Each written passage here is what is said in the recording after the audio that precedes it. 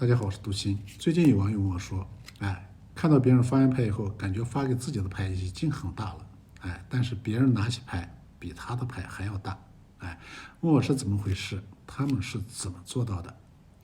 今天我就给大家揭秘一下魔术手法里的冤家双控。喜欢我的分享，别忘了给我点赞助力，非常感谢。然后我来教大家怎么玩这个魔术。整副牌没有任何顺序，对吧？